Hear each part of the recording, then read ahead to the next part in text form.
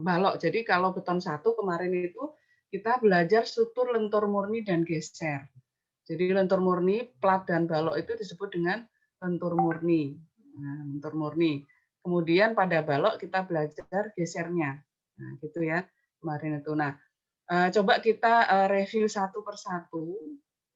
Kenapa balok itu disebut dengan lentur murni? Plat dan balok itu lentur murni.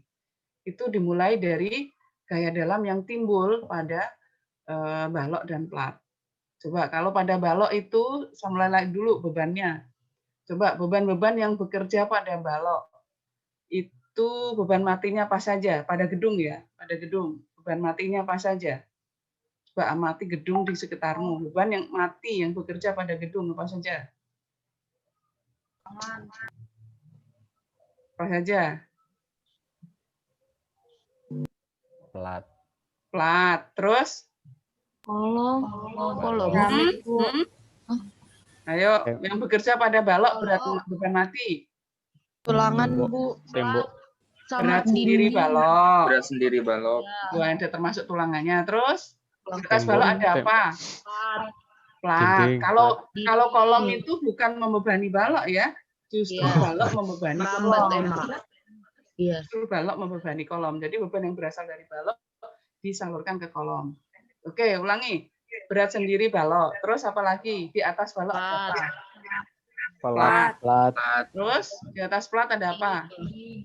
Dinding. Dinding. Oke, terus Keramik. terus Plafon. terus Atap. keramik tadi ditempelin pakai apa? Semen. Nah, smesi. Nah, itu beban-beban mati. Nah, coba beban hidupnya kan orang ya, jadi orang tergantung dari fungsi bangunan itu. Jadi kalau misalnya untuk ruang kuliah ya, ruang kuliah. Kemudian untuk rumah sakit dan seterusnya itu bacanya di peraturan pembebanan gedung. Kalau nggak salah 1727/2013 itu yang terbaru. Peraturan lama PPIUG. Nah, kalau yang nanti PW pakai peraturan terbaru SNI 2013-1727 itu berbeda ya. Jadi kalau peraturan lama, contoh kantor, ruang kuliah itu 250 kg per meter persegi. Itu ban hidupnya. Kalau yang baru 4,79 kilonewton per meter persegi. Jadi lebih besar. Nah, jadi nanti gunakan peraturan terbaru kalau untuk PW. Nah, itu ya. Coba beban yang bekerja pada balok tadi, pada balok dan plat ya. Nah, itu dominan kemana? Arah bebannya kemana tuh? Arah bebannya kemana? Bawah. Bawah, Bu. Bawah. Gravitasi ya. Nah, sumbu baloknya kemana? Apa? Horizontal apa vertikal? Sumbu baloknya itu loh. Horizontal. Horizontal. Nah, terus kemudian sumbu balok terhadap beban gimana tuh? Tegak lurus. Tegak lurus terhadap sumbu batang. Kalau bebannya tegak lurus terhadap sumbu batang, gaya dalam yang timbul apa? Lintang. Lintang. Oke. Iya. Terus Momen. lintang dan momen. Jadi kalau ada momen, jadi dominannya itu momen. Karena intinya ingat-ingat kalau struktur itu melentur, kapan dia melentur? Kalau bebannya tegak lurus dalam sumbu batang, pasti dia melentur. Itu gaya dalam yang timbul pasti momen. Kalau ada momen, pasti diikuti geser atau lintang. Nah, pada balok tadi timbul gaya aksial enggak? Pada balok dan plat. Timbul gaya aksial enggak atau gaya normal? Kan tadi beban Bandung kamu sudah sebutkan kan, arahnya ke bawah kan. Nah, itu menimbulkan gaya normal atau tidak pada balok? Don ini masih ngantuk ya, Don ya? Don, ngantuk dia. Mas Don. Ya, Don. Ya, Bu. Nah, itu kan tadi lihat beban-beban yang bekerja pada balok ya dan plat. Nah, itu kalau lihat seperti itu, beban-beban tadi menimbulkan gaya normal atau tidak pada balok? Don. Ada gaya normal enggak? Kayaknya enggak ya. Iya. Enggak, Bu. Iya. Enggak ya? Enggak, Doni belum connect itu. Nah, ini dia masih baru bangun dia. Timbul gaya normal enggak pada balok? Enggak. Tidak ada. Kenapa tidak ada, Andini? Karena gayanya ke bawah semua, tegak lurus sama sumbu batang. Jadi Emang kalau gaya normal kenapa? Kan timbul normal gimana? gaya normal yang searah sama Searah Bu, dengan kalau gaya normal. sejajar atau searah dengan sumbu batang. Nah, kalau pada balok dan plat kan tidak ada gaya yang sejajar atau searah sumbu batang. Gaya yang searah atau sejajar sumbu batang itu contohnya apa sih? Angin. Itu ya, bebannya yang angin gitu kan. Nah, angin itu kan nggak kena ke balok, wong baloknya ada di dalam ruangan, gitu kan, maka tidak akan bekerja beban angin. Atau misalnya kamu naruh lemari atau apa itu miring gitu kan. Tapi juga nggak mungkin kan naruh lemari itu miring, ngapain juga bikin susah-susah gitu kan. Nah, itu ya jadi itu. Nah, itu jadi itu. Jadi kenapa disebut dengan lentur murni? Karena beban atau gaya dalam yang timbul pada balok tersebut adalah ini dominan momen dan geser. Nah, momennya itu untuk menahan momen, tulangannya disebut tulangan pokok atau tulangan utama pada balok itu tulangan yang memanjang itu adalah untuk menahan momen. Nah, tulangan itu ada tulangan tarik, ada tulangan tekan. Kenapa? Karena kalau pada balok itu ada dua jenis kan kemarin masih ingat nggak? Balok bertulangan tunggal dan balok bertulangan rangkap. Nah, coba kalau pada balok bertulangan tunggal, coba kita lihat dulu akibat adanya momen tadi, balokmu gimana tadi? Gimana? Melentur kan? Baloknya melentur. Nah, kalau baloknya melentur, nah itu akan timbul pada satu balok itu ada serat yang tertarik, ada serat yang tertekan. Nah, coba serat yang tertarik siapa yang nahan? Siapa yang nahan? Ray? Kan itu melentur Ray, balok. Iya, Bu. Melentur. Kan itu ada yang tertarik, serat yang tertarik cirinya apa sih? Itu loh retak duluan. Kan pasti kalau kamu lengkungin begitu, itu apa? Dilengkungkan begitu itu kan balok melengkung gitu kan yang bawah pasti tertarik itu. Iya, Bu. Nah, itu kan dilengkungkan begitu. Nah, dilengkungkan begini tuh. Nah, itu kan bawahnya ini tertarik tuh. Pasti Iya, Bu. letaknya di bawah itu kalau begini. Nah, itu yang nahan siapa, Ray? Daerah tariknya. Siapa yang nahan daerah tariknya? Tulangannya, Bu. Tulangan. Oke, yang Ibu nahan. kemana? Bu. Cengkang.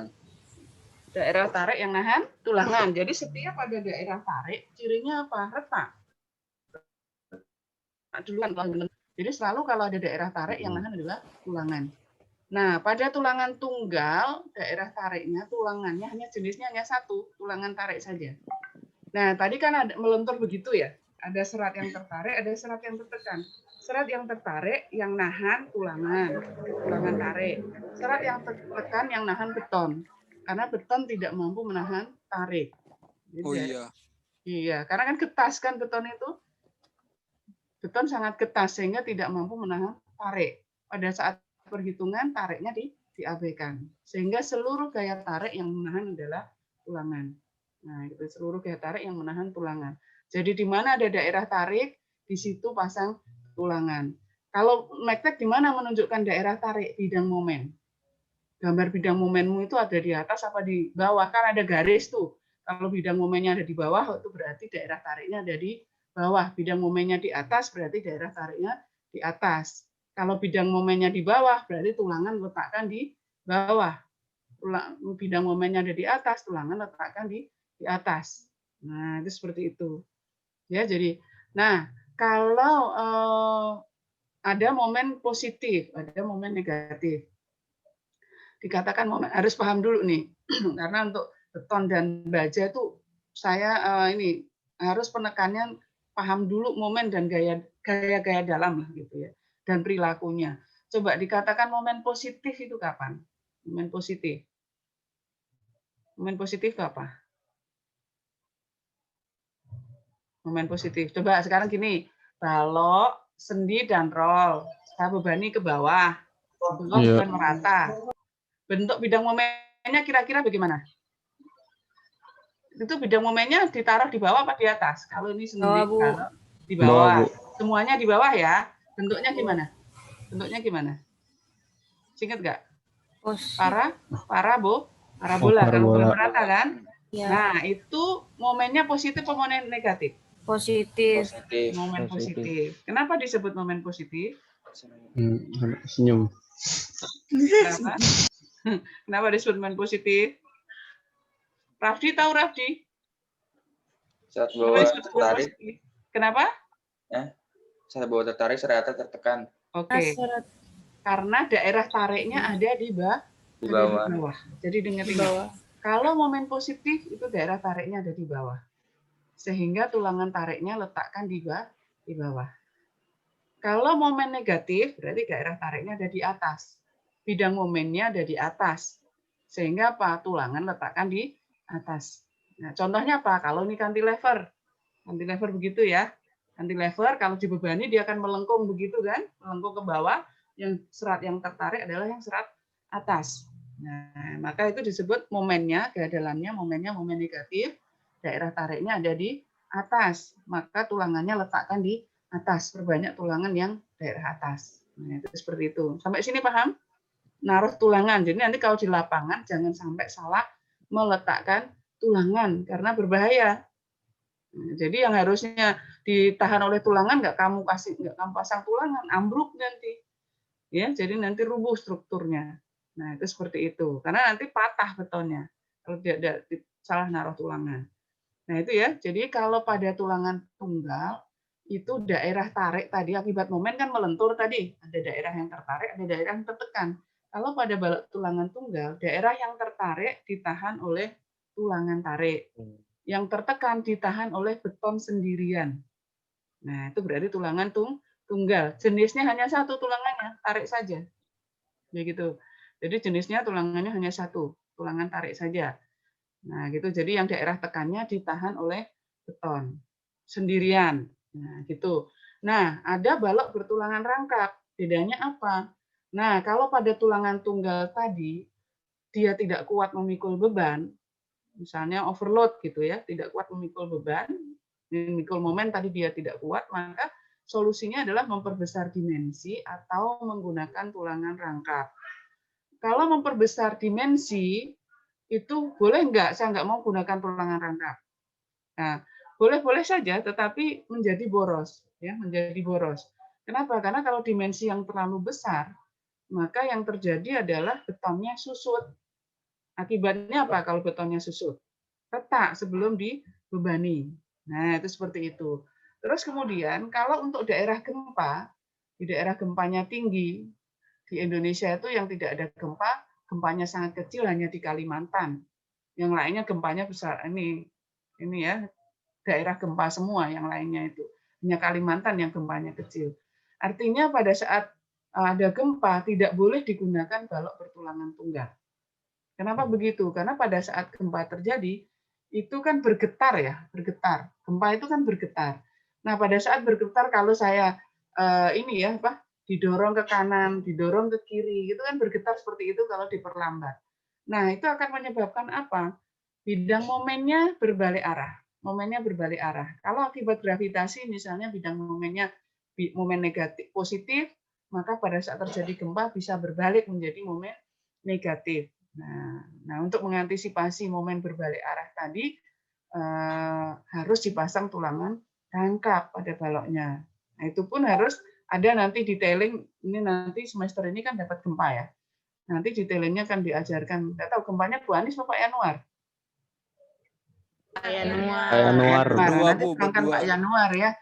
Terangkan Pak Yanuar bagaimana cara detailingnya. Jadi artinya kalau daerah gempa itu adalah di daerah tumpuan terutama ya, jadi itu momen luas tulangan tekannya minimal 50% dari luas tulangan tarik.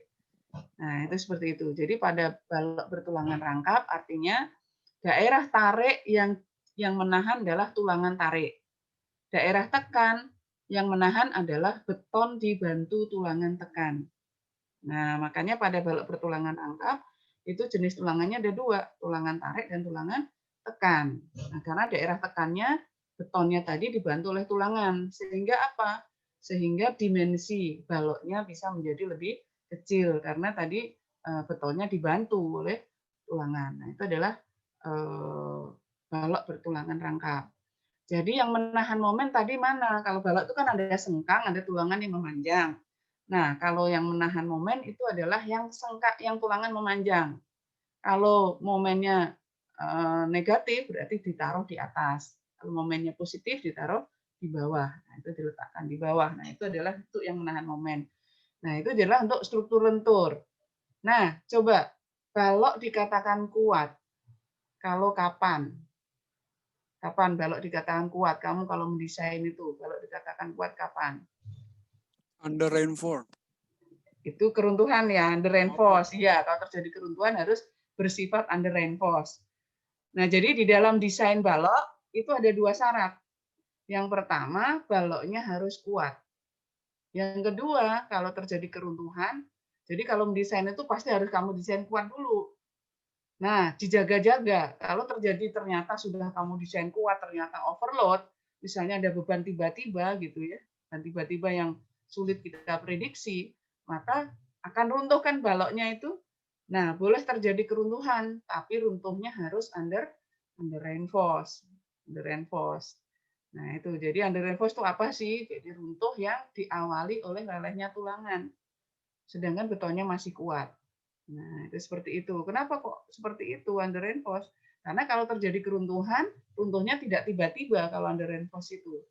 Ya, jadi ada waktu untuk runtuh sehingga Pak orang sempat menyelamatkan diri gitu. Tapi kalau over reinforce, tiba-tiba runtuhnya tidak terjadi apa-apa langsung brek aja. Ambruk aja gitu. Nah, orang masih berpikir, oh ini aman nih strukturnya karena nggak ada tanda-tanda keruntuhan, nggak ada gejala gitu kan.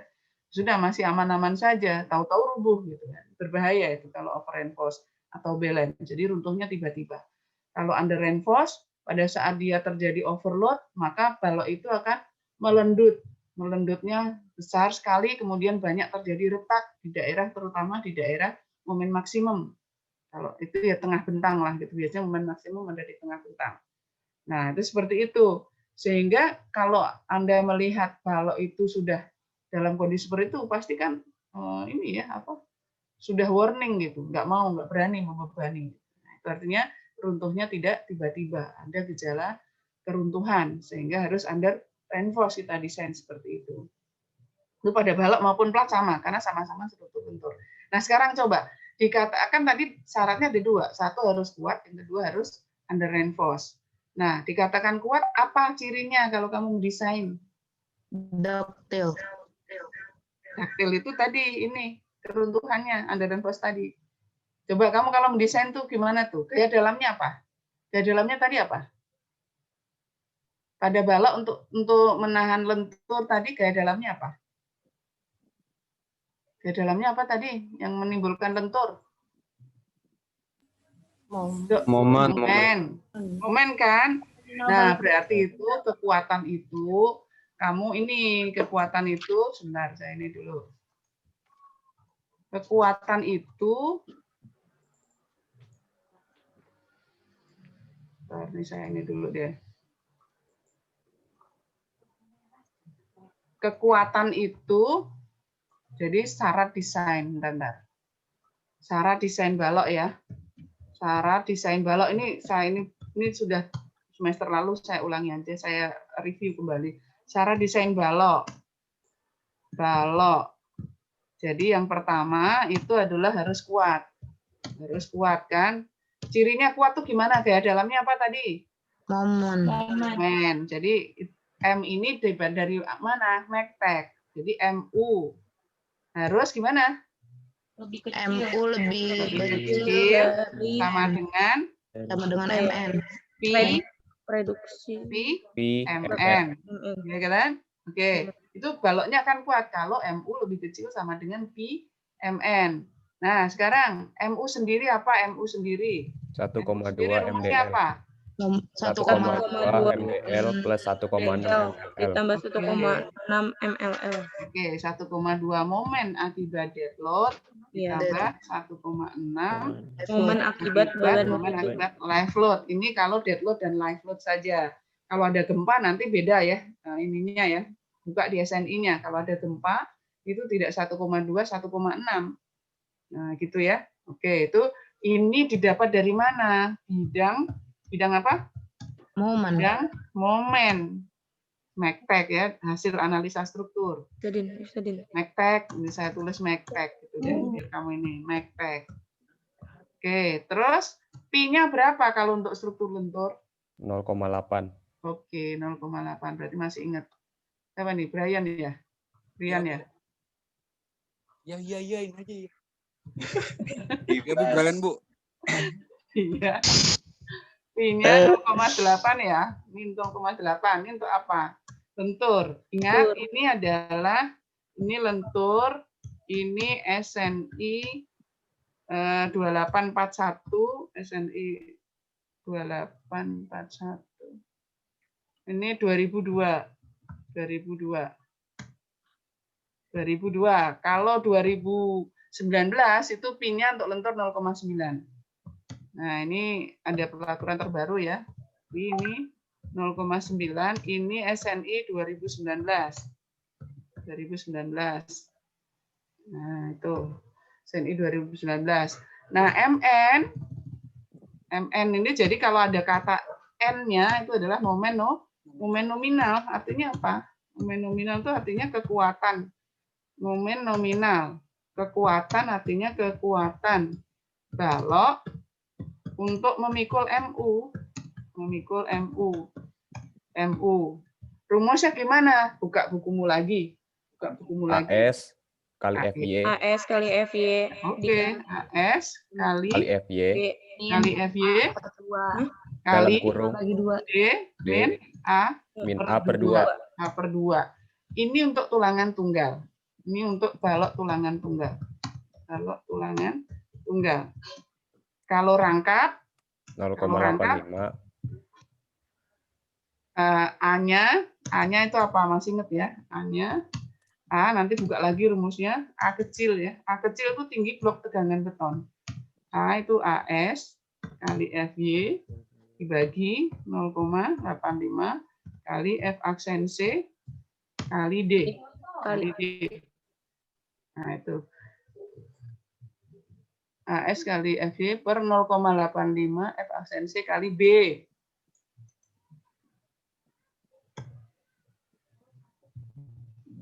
Nah, ini buka bukunya aja ya. Ini nanti buka bukunya lagi. Kalau tulangan rangkap ini ada AS kali FY kali D min A per 2. Nah, rangkap ya. MN. Tulangan rangkap tuh ini AS kali FY kali D min A per 2 gitu. Nah, ini ada tambahannya. Kan ada tulangan tekan tuh. Berarti ya ditambah tulangan tekan nih. Ini adalah berasal dari kekuatan tulangan tekan. Nah, ini Fs aksen itu berarti Fs aksen itu tegangan tulangan tekan kali D min D aksen. Nah, ini jadi paham ya. Jadi ini untuk tulangan rangkap. Nah, itu jadi itu. Nah, ini untuk balok. Nah, itu jadi baru kuat. Nah, terus kemudian kan tadi syaratnya pertama harus kuat, yang kedua keruntuhan bersifat daktil atau under reinforced. Keruntuhan bersifat daktil atau under reinforced.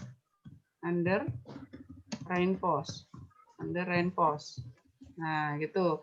Nah, cirinya apa? Kalau kita mendesain harus under reinforced. Seimbang. Iya, seimbang nggak boleh seimbang. Balance itu kalau nggak boleh jadi keruntuhan seimbang ya, harus under reinforced. Karena apa? Kalau seimbang atau balance itu dia akan terjadi keruntuhan tiba-tiba.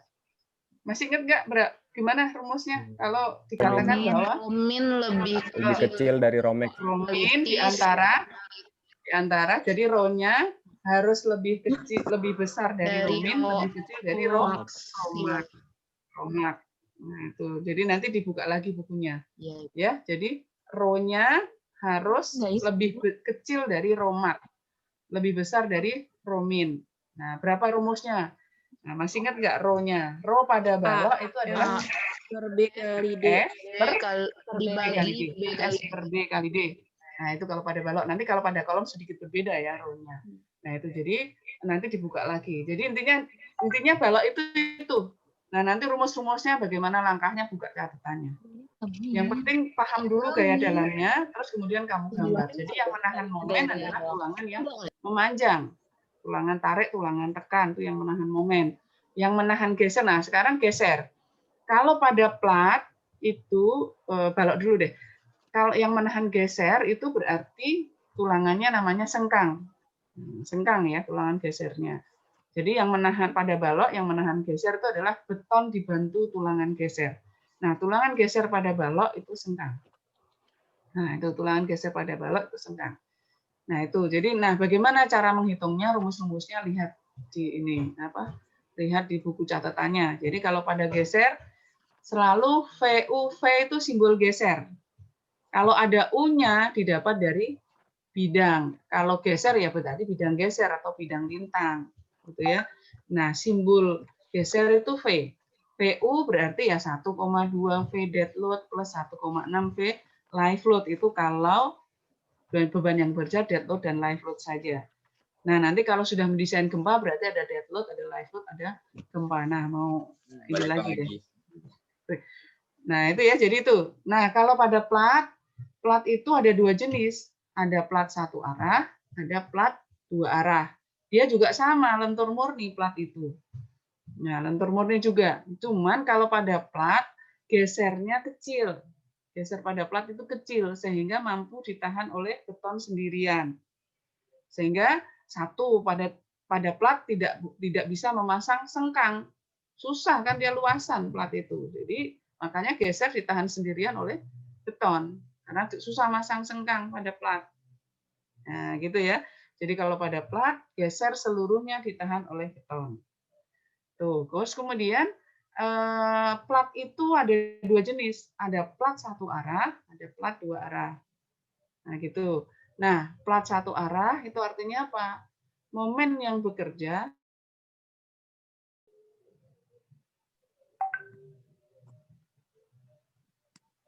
Keluar masuk. Keluar masuk ya. Transit dulu tadi. Kasihan ibunya lagi jelasin.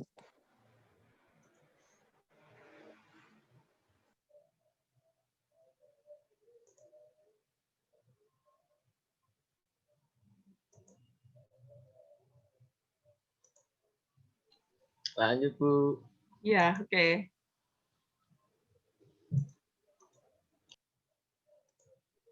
Ya, sudah ya. Oke, jadi tadi ya sampai plat ya. Jadi plat itu ada dua jenis. Ada plat satu arah, ada plat dua arah. Nah, plat satu arah itu artinya apa? Momen yang diperhitungkan hanya dalam satu arah. Nah, nanti dibuka catatannya. Momen yang diperhitungkan hanya dalam satu arah. Jadi kapan dikatakan plat satu arah? Kalau rasio antara lebar dan platnya itu besar, lebih dari 2,5. Contohnya gini, kalau plat ini, buku ini, panjang dan lebarnya hampir sama, itu pasti plat dua arah. Kenapa? Karena kalau melentur dalam dua arah, momen yang diperhitungkan berarti dua arah, momen arah X, momen arah Y, kalau plat dua arah. Kalau plat satu arah artinya kan mirip balok itu. Karena rasio antara panjang dan lebarnya tidak besar. Jadi lebarnya itu kecil, panjangnya besar, atau sebaliknya. Jadi yang selalu bentang yang lebih panjang disebut LY. Jadi tidak mengikuti sumbu biasa ya, X dan Y gitu enggak ya. Jadi yang selalu bentang yang lebih besar, yang lebih panjang itu disebut dengan LY. Bentang yang lebih pendek disebut dengan LX. Nah, kalau plat satu arah itu artinya LY bentang panjang dibagi bentang pendeknya melebihi 2,5. Jadi artinya perilakunya mirip balok. Kenapa? Momen yang diperhitungkan hanya dalam satu arah. Kenapa? Karena arah yang pendek gini kan kecil tuh. Dominannya kan melentur ke sini. Dominannya melentur ke situ kan. Yang ke arah sini kecil. Nah, itu jadi nanti tulangannya gimana?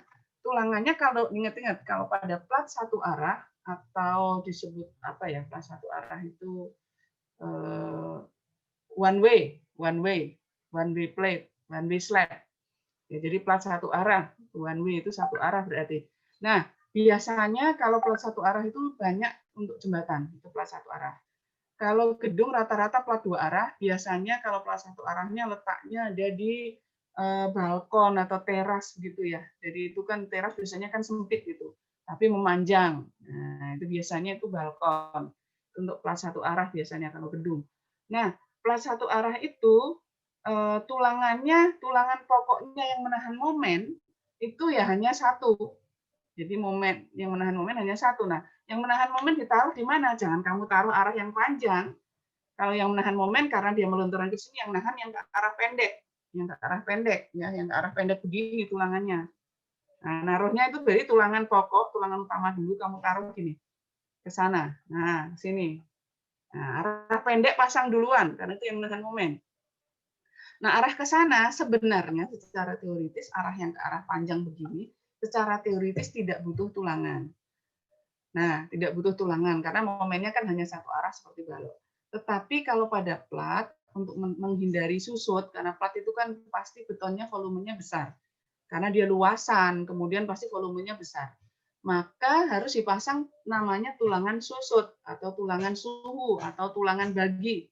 Jadi ingat-ingat, jadi tulangan susut atau tulangan bagi itu adanya di plat satu arah. Nah, jadi tujuannya apa? Untuk menahan susut. Nah, berapa besarnya? Lihat di bukumu. Nah, itu 0,001 AS kali AS-nya ya 0,001 kali B kali H. Itu adalah ini apa untuk tulangan susutnya atau tulangan suhu, tulangan susu atau tulangan bagi. Cara memasang tulangannya gimana? Tulangan pokok pasang duluan. Tulangan pokok yang mana? Yang kamu hitung kalau plat satu arah berarti yang pendek ini. Pasang yang arah pendek, pasang duluan. Di bawah. Pasang duluan. Terus kemudian baru di atasnya pasang tulangan bagi atau tulangan susut yang arah manjang. Nah itu ya, jadi itu plat satu arah. Plat satu arah. Jadi plat satu arah itu ada namanya tulangan susut atau tulangan bagi. Di plat satu arah itu ada dua jenis tulangan. Tulangan pokok, dipasang yang ke arah pendek, pasang duluan, baru kemudian di atasnya dipasang tulangan susut atau tulangan bagi atau tulangan suhu.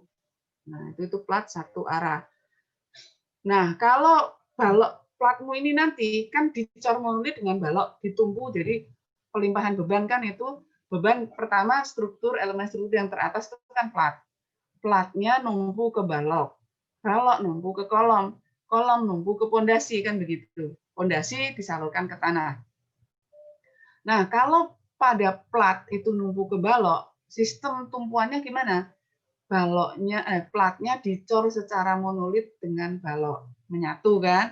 Kalau kemarin kamu sudah belajar begesting, apa itu peracuan perancah kan membuat begestingnya kan itu dicor secara monolit begitu ya, dicor secara monolit. Nah itu berarti tumpuan platnya ini ditumpu oleh balok secara jepit, sehingga di daerah tumpuan plat momennya momen negatif.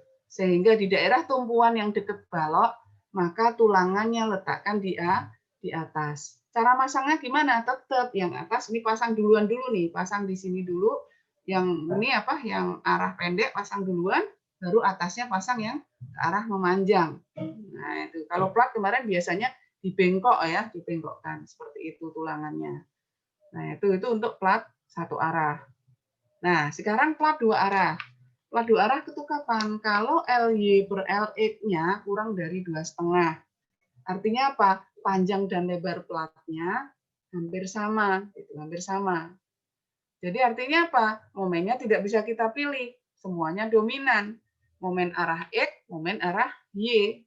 Gitu. Momen arah X, momen arah Y. Selalu yang dianggap X itu adalah yang pendek. Bentang yang lebih pendek, yang arah Y bentang yang panjang. Jadi momen arah X, momen arah Y. Pada plat dua arah atau two-way slab tidak ada namanya tulangan susut atau tulangan bagi atau tulangan suhu. Semuanya tulangan pokok, menahan momen arah X, menahan momen arah Y. Nah gitu. Cara memasang tulangannya gimana? Arah pendek pasang duluan. Nah, ini misalnya ini kan arah pendek buku saya ke sini, arah panjangnya ke sini. Berarti pasang yang arah pendek dulu. Berarti pendek itu momen arah X ya. Pasang yang pendek dulu, baru kemudian pasang yang arah panjang. Selalu arah panjang disebut dengan MY, nilainya biasanya lebih kecil.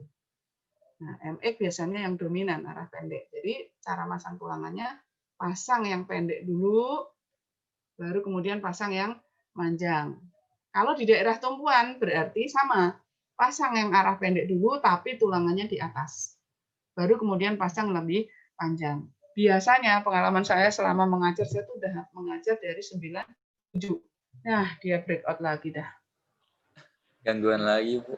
Iya, ini karena nggak punya kita sendiri, nggak sipil, kita mau beli sendiri nggak boleh. Jadinya harus ke PNJ.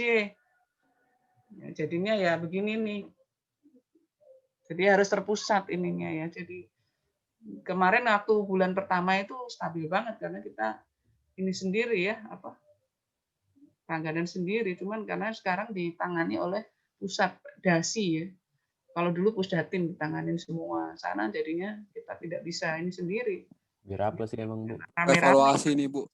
perlu dievaluasi. Jadi itu.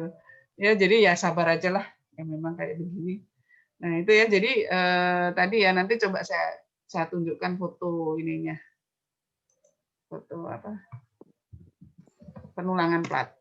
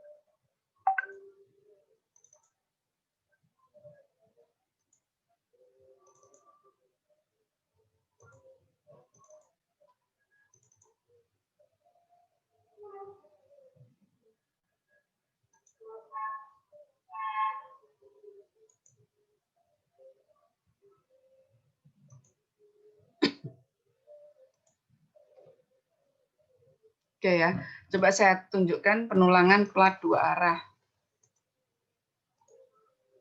Nah itu ya, ini terlihat ya di layar ya. Jadi ini penulangan plat 2 arah. Perhatikan daerah tumpuan. Daerah tumpuan tuh yang pasti deket balok tuh daerah tumpuan karena platnya dijepit oleh balok. Nah maka momen yang timbul pada daerah tumpuan plat itu adalah momen negatif. Nah karena momennya negatif maka daerah tariknya ada di atas, maka tulangan letakkan di atas. Nah terlihat ya ini ya, itu kan terlihat kan?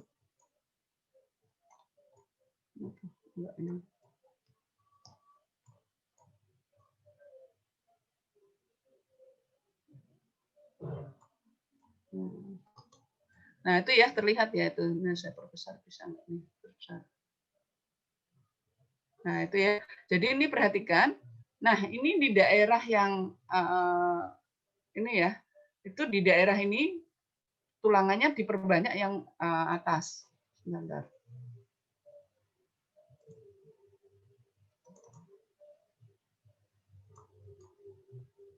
Nah itu ya.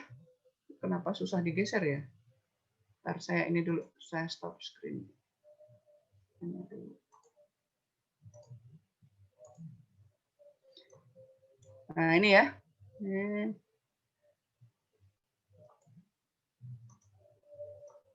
Bentar saya perbesar mana.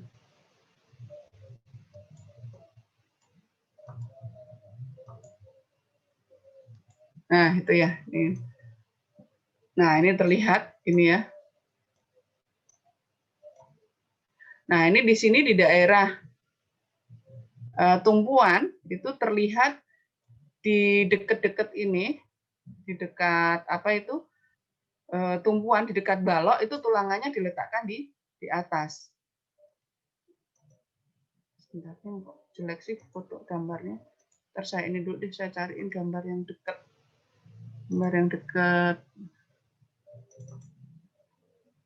Nih, ini aja nih.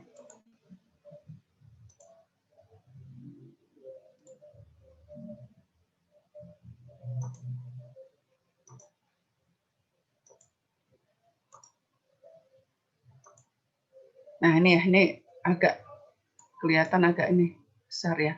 Jadi ini berarti kan di daerah tumpuan, jadi memasangnya adalah di daerah X dulu. Jadi kalau kita lihat di sini, daerah X adalah yang ke sana. Yang ke sini ini ya, daerah X. Daerah X ini adalah Y yang lebih panjang. Jadi maka tulangannya yang di bawah pasang tulangan yang ke sini dulu. Ini perhatikan ini tulangannya pasang di sini dulu kan itu. Nah, itu kan yang ke arah sana dulu tuh. Nih, yang di bawah nih, coba di daerah lapangan kamu perhatikan. Yang agak kelihatan kan daerah lapangan tuh. Nah, itu kan ke sana dulu ya di lapangan itu. Ini pakai tulangan yang dibengkok. Kemarin kan sudah praktek kalian tuh.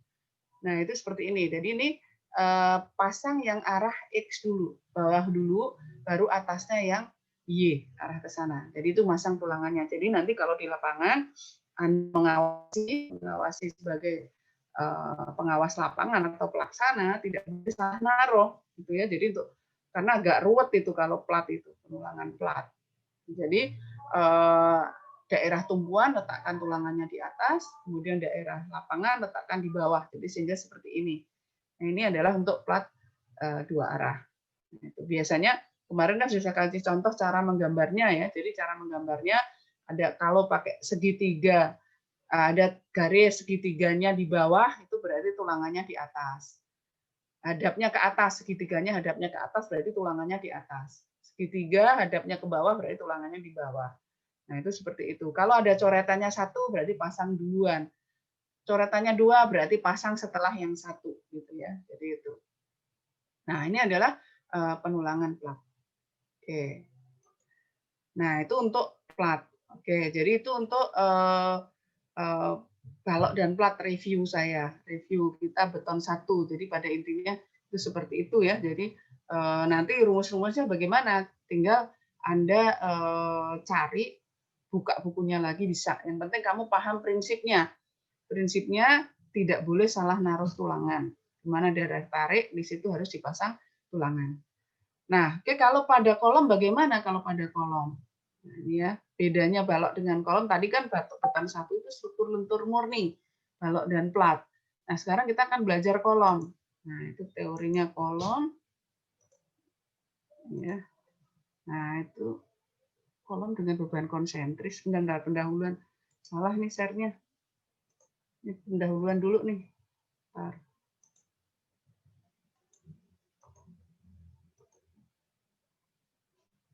Bentar, saya cari yang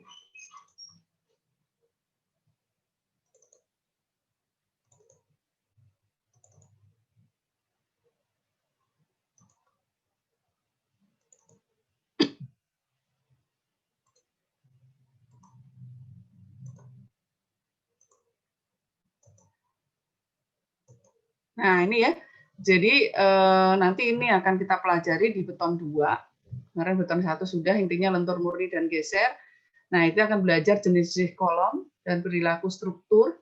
Kemudian prinsip dasar, ini nanti kita bahas ini, nomor 1 dan nomor 2. Prinsip dasar perencanaan beton, kolom. Kemudian kekuatan kolom pendek. Nah, itu ada kolom dengan beban konsentris, eksentris, ada belen, tarik, tekan. Kemudian ada kita menggambar diagram interaksi, membuat perancangan kolom dengan diagram interaksi, kemudian desain kolom langsing, kemudian pondasi telapak. Intinya itu, pondasi telapak ya. Jadi nanti mirip pile cap juga ini ya, sama dengan pondasi telapak. Itu yang kita bahas nanti referensinya jelas SNI 2847 2002 diperbarui di 2013. Tadi saya salah ya, 2847 bukan 2841. Terus sebelumnya 2019. Kemudian bisa Anda gunakan NAWI, cuman ingat kalau yang penulis asing itu peraturannya menggunakan ACI. ACI Amerika ya, peraturan beton Amerika. Nah, itu biasanya satuannya pun menggunakan satuan sistem British yang keep in fit gitu ya. Terus kemudian 1727 ini 2013 pembebanan gedung. Nah, pada kolom, perbedaan kolom dengan balok, jadi kolom itu adalah fungsinya adalah memikul beban yang berasal dari balok. Jadi pembebanannya itu adalah plat, beban diterima oleh plat dulu, karena kalau tidak ada plat kan tidak bisa digunakan ya, lubang kan itu. Nah itu jadi plat, beban yang berasal dari plat diterima oleh balok, disalurkan ke balok, dari balok disalurkan ke kolom ke pondasi. Nah, bedanya pada balok dengan plat, kalau pada balok tadi, gaya dalamnya dominan, momen, dan geser atau lintang. Sehingga penulangannya ini ditinjau secara terpisah. Cara ngitungnya juga terpisah, lentur sendiri, kan kemarin gitu ya, lentur sendiri, ketemu tulangan memanjang, tulangan menahan momen, terus geser sendiri, ketemu senggang. Dihitung secara terpisah. Nah, kalau pada kolom, sebenarnya yang dominan itu adalah aksial. Yang dominan adalah aksial. Ya, dominannya aksial. Nah, kenapa dia dominannya aksial? Kenapa begitu? Coba Anda perhatikan. Beban yang gaya apa itu sumbu batang kolom kemana? Sumbu kolom kemana? Vertikal apa horizontal? Kolom itu sumbunya. Vertikal. Vertikal. Dia memikul beban dari kolom di lantai atasnya. Iya. Nah, itu berarti gimana tuh? Kalau memikul beban dari kolom lantai atasnya. Gaya dalam yang timbul apa? Normal. Normal. Kenapa? Ada gayanya sejajar sumbu batang. Jadi kolom itu memikul beban dari kolom di lantai atasnya dan memikul beban yang dari balok. Coba, beban yang dari balok arahnya kemana? Beban yang dari balok arahnya kemana? Ke bawah. Nah, coba diterima oleh kolom, berarti bebannya ke kolom gimana? Ke bawah sejajar sama sumbu. Nah, berarti apa artinya? Artinya Normal.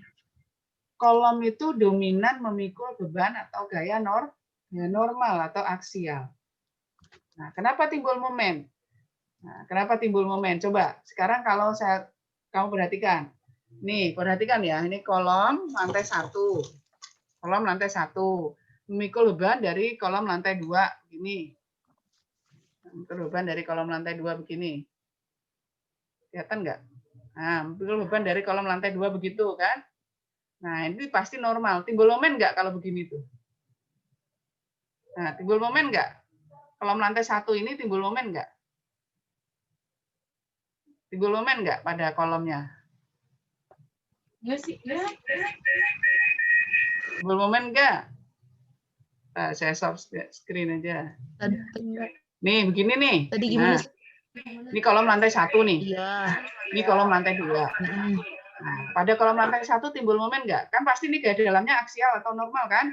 Kenapa? Gayanya sejajar dengan sumbu kolom.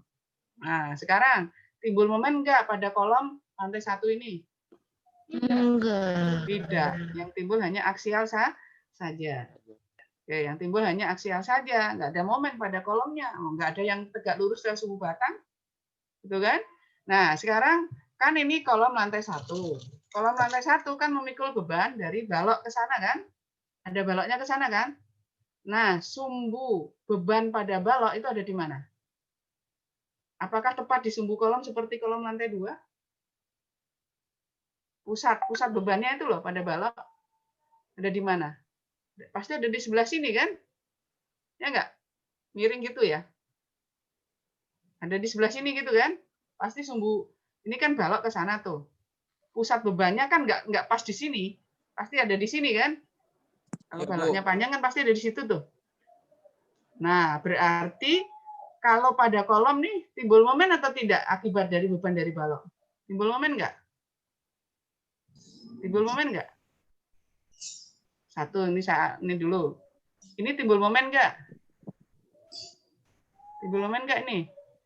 Nih, enggak ada balok yang ke sana tuh. Timbul momen enggak? Enggak, normal saja. Sekarang saya pasang balok ke sana. Iya. Ada, Bu. Ada. Momen enggak? Kan pusat bebannya ada di sini nih. Tapi pusat bebannya di Bergeser kan? sana. Kenapa ini tidak timbul momen? Oh. Beban berhimpit dengan sumbu kolom. Sumbu bebannya berhimpit dengan sumbu kolom. Sehingga berapa momen yang timbul pada kolom? 0. Kan tidak ada jaraknya. Berhimpit kan? Nah, sekarang kalau bebannya itu berasal dari balok, kan berarti pusat bebannya balok itu kan ada di sini kan, bergeser kan? Timbul momen enggak pada kolomnya lantai 1? Timbul momen enggak? Timbul momen enggak? Coba, kalau ini bebannya di sini. Saya pindah ke sini dah. Ini kan. Nih, Kalau bebannya sini, apa yang terjadi pada kolom ini? Kolom ini. Pasti beban ini akan narik ke sini kan? Iya, Akan Bu. narik kolom ke situ kan? Ke tengah. Coba, kalau narik begini, kolom ini melentur nggak? Iya, Bu. Melentur nggak kolom ini? Bentur. Melentur. Kalau melentur pasti ada momen. Oh iya. Kalau ini begini tidak akan melentur dia. Iya. Tertekan, mendek, runtuh gitu. Tapi ada namanya eksentrisitas. Kenapa? Karena gayanya tidak bekerja tepat pada sumbu kolom. Karena gayanya tidak tepat bekerja pada sumbu kolom. Ada eksentrisitas. Kalau ada eksentrisitas, pasti timbul momen. Berapa momen yang timbul pada kolom? Ya P kali eksentrisitas kali jaraknya eksentrisitas tadi. Gitu. Nah, maka kolom akan melentur begini. Maka besarnya momen sangat tergantung dari eksentrisitasnya. Makin dekat jarak, makin pendek baloknya, artinya jarak antar kolommu kan berarti pendek tuh. Pasti momen yang timbul pada kolom tadi makin kecil. Tapi pada saat kamu naruh kolomnya jauh, misalnya mau buat aula, di tengah-tengah bentang tidak boleh ada kolom. Berarti kan jarak antar kolomnya jauh tuh. Berarti kan balokmu panjang. Berarti pasti eksentrisitasnya lebih besar yang diterima oleh kolom ini. Maka momennya pasti besar. Nah, momen pada kolom tidak disebut lentur murni. Kenapa? Karena gayanya sesungguhnya adalah aksial. Kenapa timbul momen? Karena ada eksentrisitas. Nah, gitu. Beda kalau balok. Kalau pada balok memang dia lentur murni. Kenapa? Memang bebannya tegak lurus terhadap sumbu batang. Itu disebut dengan lentur murni. Maka dia pasti melentur kalau tegak lurus terhadap sumbu batang. Kalau pada kolom, aslinya dia aksial. Beban yang bekerja pada balok itu kan aksial, arahnya ke bawah karena sejajar. Kenapa kok timbul momen? Karena ada eksentrisitas beban. Nah, karena eksentrisitas beban tadi dia akan narik kolom begitu kan? Kolom menjadi melentur. Nah, kalau melentur pasti ada momen. Penyebabnya itu momen tuh. Pokoknya kalau melentur begini itu penyebabnya momen. Ada daerah yang tertarik, ada daerah yang tertekan. Beda kalau aksial atau normal saja. Kalau normal saja itu tertekan begitu. Seluruh penampang kolomnya tertekan. Tidak ada yang tertarik. Itu bedanya kolom dengan balok. Ya, paham sampai sini ya, perilaku gaya dalam ya. Perilaku gaya dalam. Iya, Bu. Oke ya, jadi perilakunya itu kalau momen pasti melentur. Melentur. Ya. Kalau aksial tekan berarti dia tertekan, memendek dan membesar. Nah, tekan saja. Kalau tarik berarti saya tarik begitu, mengecil penampangnya dan tertarik seratnya. Nah, itu perilaku dari aksial atau normal, ya. Tuh. Bentar, saya ini dulu. Oke. Nah, itu ya. Jadi bedanya balok dan kolom. Jadi kalau pada kolom dominan aksial, momen timbul karena ada eksentrisitas. Sehingga pada saat perhitungan momen dan lentur, aksial dan lentur tidak bisa dipisahkan kalau pada kolom. Ya, tidak bisa dipisahkan. Nah, terus kemudian kolom disebut juga dengan batang tekan karena tadi dia dominan aksial tekan. Sehingga kalau pada saat terjadi keruntuhan, kolom itu runtuhnya menyebabkan kolaps. Kolapsnya suatu struktur secara keseluruhan. Kalau pada balok, kalau terjadi keruntuhan misalnya, terjadi keruntuhan di balok lantai 3. Balok lantai 5 tidak berpengaruh. Keruntuhannya lokal, kalau balok dan plat. Di lantai yang bersangkutan. Nah, coba kalau kolom. Yang kolom runtuh lantai 2. Gitu. Apa yang terjadi di lantai 3, 4, 5? Ambruk semua kan? Ikutan, Bu. Iya, ikutan ambruk semua. Lantai 1 sudah ikut ambruk. Nah, gitu. Apalagi hanya 1 gitu kan. Gitu ya. Jadi kalau keruntuhan pada kolom bersifat kolaps, menyebabkan kolapsnya suatu struktur secara keseluruhan. Nah, ini ciri kolom dalam batas runtuh. Kalau terjadi keruntuhan, cirinya apa? Terjadi retak di seluruh tinggi kolom. Nanti saya tunjukkan. Nah, kalau terjadi retak, bebannya diteruskan, maka selimut betonnya terkelupas. Setelah itu lekatan baja betonnya hilang. Baru terjadi tekuk pada sengkangnya dan runtuh. Nah, itu jadi itu seperti itu. Nah, ini contoh keruntuhan pada kolom. Nah, kalau ini yang atas ini pada pilar, menyebabkan runtuhnya seperti ini. Terus kalau pada gedung seperti ini. Ya, Anda perhatikan ini. Gedung itu ini baloknya baik-baik saja. Ini baloknya perilakunya terjadi keruntuhannya sudah under reinforce, sudah bagus itu. Sudah benar desainnya. Ini perhatikan dia terjadi keruntuhan, baloknya melendut, letaknya di daerah tarik gitu ya. Nah itu. Tapi perhatikan kolomnya. Nah, jadi baloknya walaupun kuat, kolomnya runtuh ya sudah runtuh. Menyebabkan kolapsnya suatu bangunan seperti ini. Gitu ya. Nah, ini juga sama ini. Nah, ini perhatikan. Ini kan kolomnya runtuh sebelah belakang sana ya. Belakang sana. Jadi menyebabkan yang lainnya utuh itu. Balok utuh, plat utuh. Tapi kalau kolomnya runtuh, sudah dia runtuh secara keseluruhan. Nah, ini juga ini perhatikan ini. Nah, ini ya. Coba itu kan. Nah, ini kan ini ya. Ini tuh akibat gempa Jogja. Kalau yang tadi berdua tadi itu akibat gempa Padang tahun 2009 kalau nggak salah. Ini gempa Jogja sebelumnya. Perhatikan struktur ini. Ini namanya soft story. Jadi yang terjadi adalah kolom bawah lemah ya, lemah. Sehingga terjadi ini keruntuhan kolom mungkin hanya 1 atau 2 kolom. Coba memperbaikannya gimana nih? Walaupun hanya 1 atau 2 kolom yang runtuh, baloknya masih baik-baik saja itu, platnya masih baik-baik saja. Nah, ini yang disebut menyebabkan kolapsnya suatu struktur. Coba memperbaikinya gimana nih? Gimana memperbaikinya, Rey? Bangun ulang, Bu. Kenapa? Bangun ulang. Ya dibangun ulang kan, dirubuhin, dibangun ulang. Padahal yang runtuh hanya kolom 1 atau 2 kan? Kalau nggak Coba pindah sangat aja, Bu. begitu kan? Makanya angka keamanan pada kolom pada saat mendesain kolom sangat besar, sangat besar. Nah ini juga perhatikan ini kalau nggak salah Hotel Ambacang pada saat terjadi gempa Padang. Oh, Bu. Terjadi gempa Padang ya 2009 kalau nggak salah. Coba Anda perhatikan ini. Ini baloknya masih baik-baik saja, masih runtuh, masih baik-baik saja gitu kan, masih utuh itu baloknya. Yang runtuh kolomnya. Ini menyebabkan banyak korban jiwa. Kalau nggak salah hampir 500 orang. Banyak di hotel ini saja. Jadi artinya kolom itu makanya untuk mendesain gempa itu nanti terangkan Pak Yanuar ya harus strong kolom weak beam. Kolomnya harus lebih kuat dibanding baloknya. Nah, bagaimana cara mendesainnya nanti di mata kuliah gempa. Jadi strong kolom weak beam. Jadi kolomnya harus lebih kuat sehingga kalau terjadi keruntuhan tidak runtuh di kolomnya. Ya, jadi karena kalau runtuh di kolomnya seperti ini perilakunya. Nah, itu ya, jadi itu. Nah, ini juga sama. Coba Anda perhatikan itu. Ini ya. Nah, ini rumahnya baik-baik, ini gempa juga ini.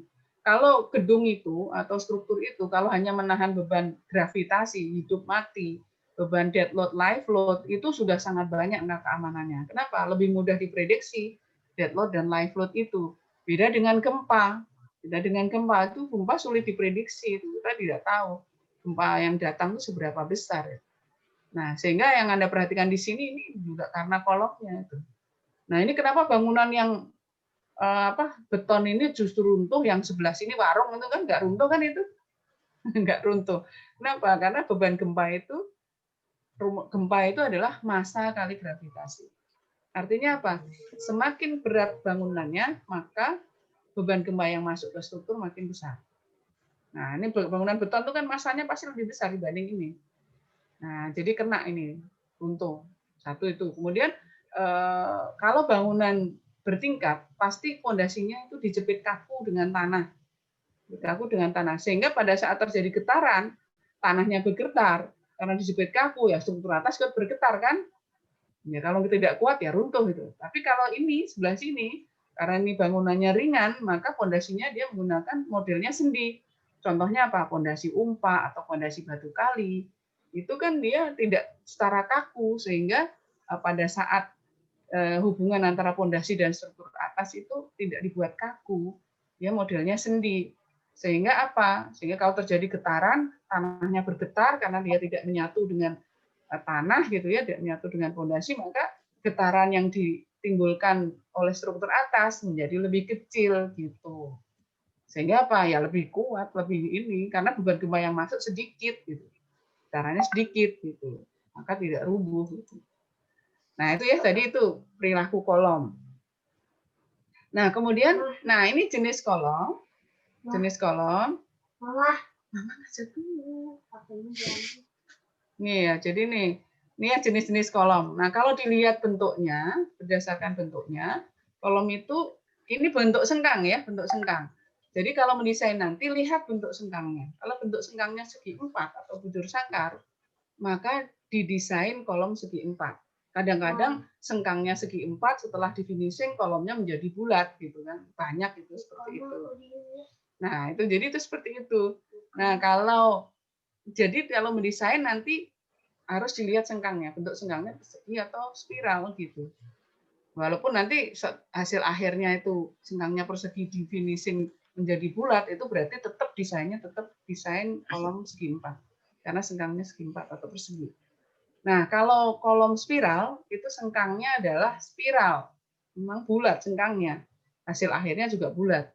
Berarti desainnya bulat ya gitu ya, sengkang spiral. Lihat sengkangnya. Terus kemudian ada kolom komposit. Komposit itu artinya apa? Jadi profil baja dicor, luarnya dicor beton. Profil baja luarnya dicor beton. Nah, itu berarti dia komposit. Nah, itu. Terus kemudian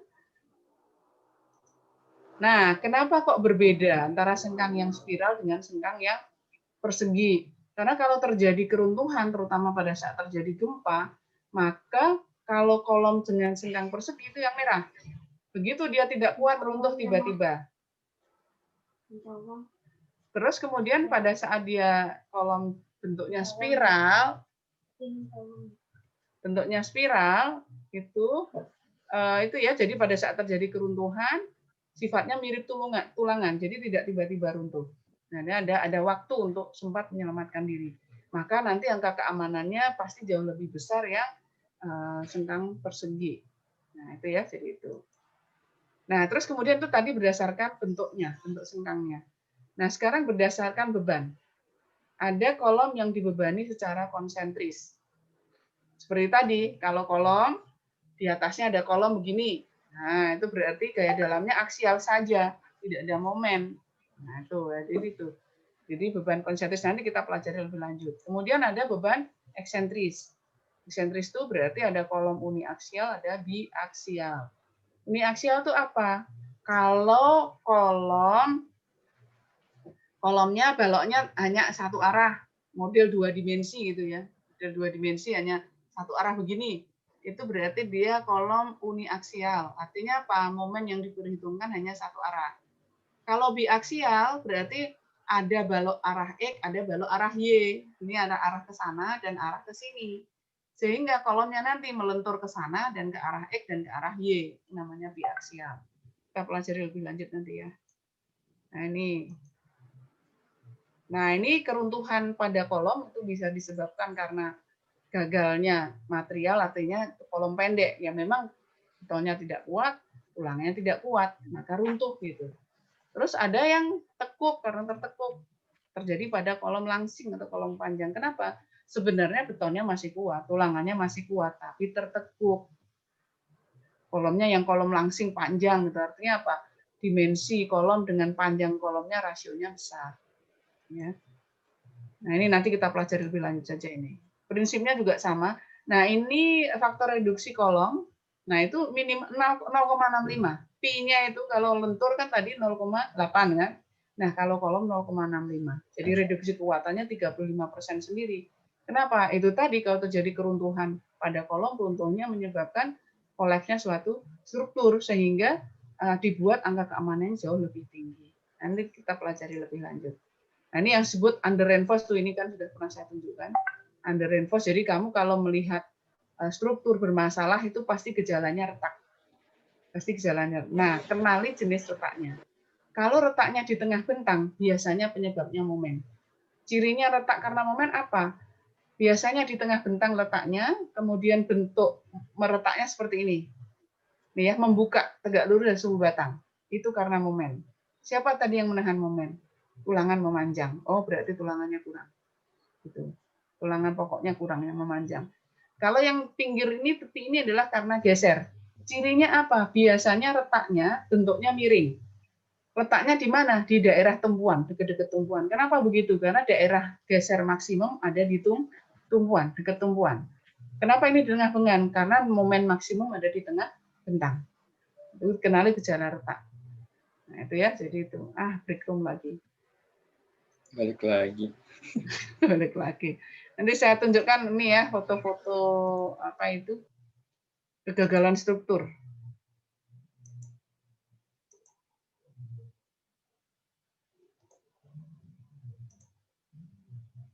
Saya tunjukkan foto-foto kegagalan struktur ya. Mana tuh?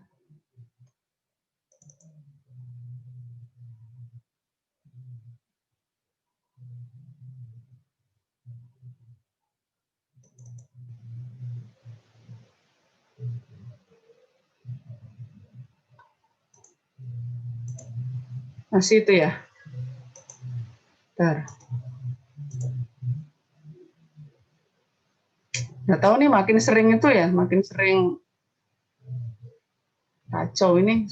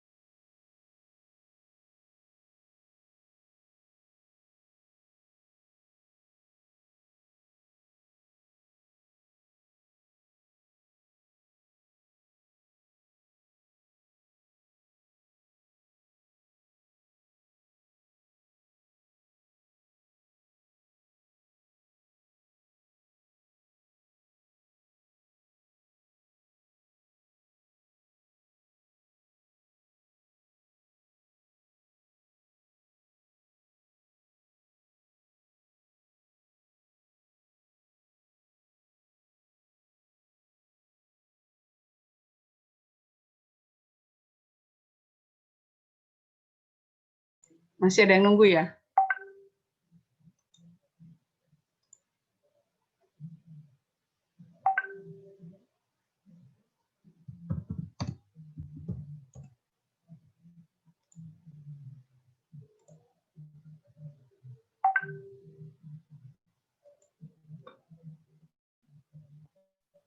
Bentar Bu, ada yang nggak ngerti masuk room Bu. Nggak ngerti caranya? Kasih tahu itu di ini. Saya live bentar. Ya. Oh, harusnya bisa, Pak. Rafdi, klik back out room. 2x2 atas Maya ini ya, kayaknya mahasiswanya nggak ada Yang mana, Rey? nih. Sebelah reaction. Oh iya. Sip.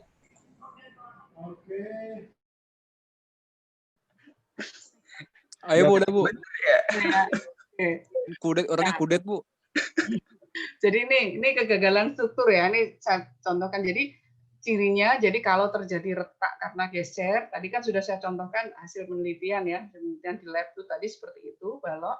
Jadi kalau geser itu retaknya di tepi, miring. Kenapa? Karena gaya geser maksimum udah di tumpuan, dekat-dekat tumpuan. Tuh. Terus kemudian kalau torsi itu biasanya muntir ya, torsi itu muntir. Biasanya terjadi kapan? Kalau cantilever. Karena ini cantilever begitu ya.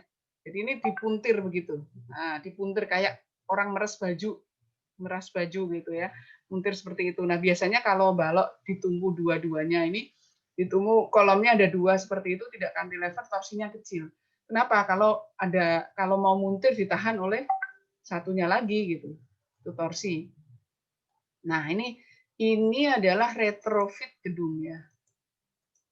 Ini retrofit itu perkuatan. Nah, ini kalau misalnya ternyata setelah dianalisis kolomnya tidak kuat, maka perlu diperkuat. Ini namanya perkuatannya, retrofitnya namanya micro concrete jacketing. Micro concrete jacketing. Jadi artinya apa? Menambahkan jumlah tulangan, memperbesar di dimensi. Itu micro concrete jacketing. Nah, ini yang diperkuat itu adalah kolom dan pile cap-nya. Nah, itu. Ini biasanya seperti ini kapan? Ini kan kalau Anda perhatikan di sini masih proses konstruksi. Biasanya betonnya tidak memenuhi syarat. Misalnya, kamu mendesain efaksensi 30 MPa. Setelah Anda lakukan di lapangan, jadi nanti kalau di lapangan, begitu di lapangan kan nanti pesan beton nih, misalnya beton ready mix. Pertama, apa yang harus kamu lakukan untuk quality control? Begitu beton segar datang, apa yang kamu uji? Apa yang diuji? Uji Apa yang selam. diuji? Selamnya. Jadi selamnya cek, periksa selamnya. Sesuai nggak dengan permintaannya. Kenapa? Karena selam itu sangat menentukan pada saat workability beton, pada saat dikerjakan. Karena kalau nanti selamnya tidak memenuhi syarat, maka beton sulit dikerjakan. Atau bahkan terjadi segregasi. Misalnya selam kamu yang kamu pesan 6 sampai 18 misalnya senti. Ternyata yang datang cuma 4 senti. Artinya apa? Betonmu terlalu kental. Apa yang terjadi? Nanti susah dicor, susah dipadatkan. Apa yang terjadi? Keropos betonnya. Kalau keropos gimana? Kekuatannya turun gitu. Kalau selamnya kamu maksimum misalnya 18, ternyata dia kirim 20 gitu. Betonnya terlalu encer. Apa yang terjadi? Segregasi. Susutnya tinggi. Apa akibatnya? Kuat tekan betonnya menurun gitu. Nah, itu ya. Jadi nanti kalau beton di lapangan datang, cek selam. Selamnya harus sesuai dengan yang direncanakan, yang kamu rencanakan. Terus yang kedua, ngapain lagi? Yang kamu cek apa lagi? Buat benda uji. Siapkan cetakan silinder beton. Ambil sampel untuk uji kuat tekan. Di desainnya itu 30 MPa. Itu tercapai pada umur 28 hari betonnya. Nah, kalau misalnya nunggu 28 hari kan nggak ngecor-ngecor nanti. Artinya tetap cor jalan, tapi uji pada umur 3 hari. Umur 3 hari itu berapa? Misalnya kalau 30 MPa umur 3 hari itu sekitar 40%-an, 40-45%. Berarti di umur 3 hari harus mencapai 45% dari 30 MPa. Nah, itu seperti itu. Oh, berarti masuk, berarti oke, masuk. Nah, kalau tidak stop, jangan pesen lagi, komplain gitu kan. Karena apa? Betonnya tidak memenuhi syarat. Kalau diteruskan gimana? Apa yang terjadi? Yang seperti ini. Kamu harus lakukan retrofit. Udah terlalu dicor gitu ya, udah banyak ternyata tidak kuat betonmu misalnya pesen didesain 30 MPa. Ternyata yang datang 25 MPa gitu kan. Ya, setelah dicek ternyata tidak kuat. Dengan beton 25 MPa tidak kuat. Yang terjadi harus diperkuat. Nah, begini kalau sudah memperkuat itu udah lama pekerjaannya, biayanya mahal, sulit gitu kan. Nah, itu gali lagi, masang tulangan lagi, dicor lagi. Seperti itu. Nah, makanya harus benar-benar quality control di lapangan. Nanti kamu bekerja di lapangan sebagai pelaksana atau pengawas harus tahu persis seperti itu. Ya, itu seperti itu. Nah, ini adalah perilaku kolom, terjadi keruntuhan pada kolom. Yang pertama adalah buckling. Buckling. Nah, itu jadi cirinya apa? Melentur ke sana. Melentur ke sana. Menyebabkan momen biasanya kalau melentur begini. Terus kemudian compression atau tekan. Dia membesar. Besar seperti ini, terus kemudian runtuh. Kalau bentuk miring, letaknya miring, berarti karena geser atau shear. Paham ya? Jadi nanti kalau terjadi, nah ini contohnya, kasus nyata di lapangan. Nah, berarti yang sebelah kiri ini karena apa nih? Buckling, karena buckling nggak kelihatan ini ya. Kalau ini karena compression atau tekan. Perhatikan karena tekan ya. Tadi kan ciri kolom runtuh gimana? Terjadi retak di sepanjang tinggi kolom. Kemudian apa? Selimut betonnya terkelupas. Ini sudah ini. Ini berarti kolom ini sudah dalam batas runtuh. Kenapa tidak runtuh brek gitu? Ya, ada angka keamanan gitu. Gitu kan? Maka tidak. Nah, ini sedikit lagi kamu kasih beban runtuh gitu. Jadi itu. Terus kemudian ini miring. Miringnya begini kan retaknya. Nah, itu karena geser. Siapa yang nahan geser? Sengkang. Sengkangnya kurang rapat. Oke. Nah, ini kalau ini adalah retrofit dengan CFRP atau Carbon Fiber Reinforced Polymer. Kalau tadi ini micro concrete jacketing ya, micro concrete jacketing. Kalau ini adalah CFRP. Apa sih CFRP? CFRP itu adalah sejenis kain terbuat dari karbon tapi kuat tariknya 10 kali lipat kuat tarik tulangan. Kalau tulangan kan memang tegang lelehnya 400 ya yang ulir itu. Dia hampir 5.000 kuat tariknya. Nah, jadi memang dia itu sebenarnya kalau di industri militer dia untuk rompi anti peluru. Kuat tariknya tinggi. Saya pernah mengajukan membuat penelitian itu sampai tulang betonnya hancur dia belum putus dia. Belum putus. Memang ulet sekali. Kain bentuknya kain. Jadi retrofitnya jadi dengan dibelitkan seperti ini. Nah, berapa tebalnya nanti tinggal dihitung.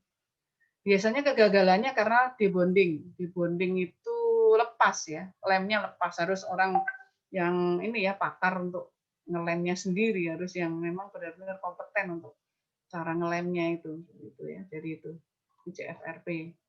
Nah, ini untuk retrofit di balok itu.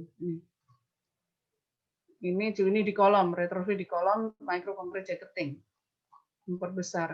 Nah, ini juga micro concrete jacketing, cuman ini diperbesar ada platnya di situ. Nah, ini coba, ini akibat gempa nih. Kalau seperti ini itu, tadi kan ada buckling, ada compression, ada shear atau geser. Kalau ketentuan seperti ini, apa nih? Compression. Apa? Geser. Share. Compression. Bu, kok shear? Enggak ah. Shear tadi apa? Miring. Miring. Geser ke miring. Ini apa ini? Compression. Compression. Jadi nanti kalau di lapangan harus tahu, oh ini retak begitu tuh. Oh ini karena ini. Compression siapa yang nahan tadi berarti kalau tekan? Dominan tekan siapa yang nahan? Beton. Kalau tekan pokoknya kalau beton tuh kuat nahan tekan, nggak kuat nahan tarik. Jadi kalau 7 kilonewton tekan, oh berarti ini betonnya kekuatan betonnya kurang. Kekuatan beton itu variabelnya apa? Dimensi dan kuat tekan. Oh berarti perberat dimensi atau tingkatkan kuat tekannya. Nah, gitu. Kalau momen tadi apa penyebabnya? Momen kan? Kalau momen siapa yang nahan tadi? Tuh. Tulangan. Ya. Daerah tariknya tulangan. Nah, kalau ini apa nih? Keruntuhan apa nih? Kompres. Apa? Si kompres. Compression atau tekan ya. Ini masih Compression. ya, rata-rata itu memang kalau kolom compression keruntuhannya. Nah, ini perhatikan ini saya perbesar. Saya perbesar gini. Nah, ini. Jadi kan tadi ciri-ciri kolom runtuh kalau compression apa yang terjadi? Terjadi retak. Retaknya nih, ini retak kecil-kecil ini di sepanjang tinggi kolom. Terus kalau bebannya itu terus diteruskan, yang terjadi apa? Selimut betonnya mengelupas seperti ini.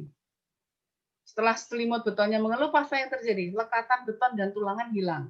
Nih, lekatan beton dan tulangannya hilang. Ini kan sudah nggak ada lekatan beton dan tulangan kan? Terus yang terakhir apa? Kalau sengkangnya tertekuk. Nah, kalau sudah sekondisi seperti ini, berarti dia sudah dalam batas runtuh atau sudah dalam batas kolap. Kolomnya sudah tidak mampu memikul beban. Kalau bebani lagi ya sudah putus sengkangnya, udah rubuh gitu. Jadi artinya sudah dalam kondisi batas total. Nah, kenapa kok masih berdiri? Ya karena dalam cadangan kekuatan tadi 35%, nggak langsung runtuh total gitu. Tapi hati-hati. Ini juga micro concrete jacketing. Nah, ini komposit ya. Jadi dia retrofitnya di luarnya dipasang plat-plat baja. Plat baja. Ini coba kalau Anda perhatikan, pasti mutu betonnya tidak sesuai. Tidak sesuai mutu betonnya, terutama di kolom. Nah, itu ya, jadi itu. Maka bahaya, maka nanti kalau di lapangan, kalau ini juga micro concrete jacketing, tapi caranya apa? Menambah jumlah kolom. Kalau mungkin ini ke sana ada jaraknya kan, nah diperpendek jarak kolomnya dengan menambah jumlah kolom sehingga momen yang timbul dan aksial yang timbul dibagi lagi, maksudnya dibantu oleh kolom yang baru. Gitu. Ini juga nih micro compress jacketing, perbesar kolom teknik-tekniknya. Ini sama. Kalau ini menambah jumlah kolom baru. Nah, ruwet sekali kan itu kalau ini ya. Anda perhatikan kalau retrofit ruwet sekali, maka nanti harus hati-hati kalau di lapangan. Benar-benar harus desain dengan sungguh-sungguh. Nah, itu kalau ini komposit ini. Komposit luarnya ada sekaligus ini platnya untuk casting kolom. Ini retrofit pada balok. Ini kolom. Nah, saya kira itu sih. Nah, ini kalau ini apa keruntuhannya? Shear. Share, oke share ya. Paham ya? Ini digeser nih. Kenapa? Ini miring gitu. Miring. Kalau geser itu juga runtuhnya tiba-tiba itu. Nah, kalau udah seperti ini sudah. Ini karena gempa itu. Ini karena gempa. Ini keruntuhannya apa? Miring. Shear. Share atau geser ya. Oke. Ini juga. Nah, biasanya kalau karena gempa itu dominan gempa itu adalah bebannya gempa itu biasanya geser. Geser ya. Ini juga ini runtuh. Ini geser tadi ya udah. Nah, ini floor deck. Kalau di Indonesia terkenalnya itu merek itu adalah untuk menahan tulangan, untuk menahan lentur. Jadi secara teoritis dia tidak butuh tulangan. Ini tulangan apa bondek ini atau floor deck nih ya, deck kan floor deck itu untuk menahan lentur, daerah tariknya di bawah, momen positif. Tapi pada saat timbul momen negatif letaknya di mana? Yang dekat-dekat balok. Ini pada plat ya, dekat balok. Maka daerah tariknya kan ada di atas. Maka tetap di daerah negatif tetap butuh tulangan. Tulangannya ditaruh di atas. Nah, gitu ya, paham ya? Nah, ini ada apa ini? Ini shear connector. Kenapa? Karena ini baja atau beton prategang. Jadi nanti harus dipasang shear connector seperti ini. Dan nanti tulangannya diletakkan di sini, kemudian dicor secara monolit. Sehingga aksi antara plat dan baloknya aksi komposit. Ya, jadi platnya nanti dicor monolit dengan balok. Nah, ini adalah ini ya peredam gempa. Peredam getaran untuk gempa. Jadi ini elastomer tapi untuk gempa. Peredam getaran untuk gempa. Ini tapi mahal banget ini. Untuk gedung-gedung yang sangat penting aja dipasang ini. Jadi kayak dipasang shock breaker lah kalau untuk motor atau mobil gitu.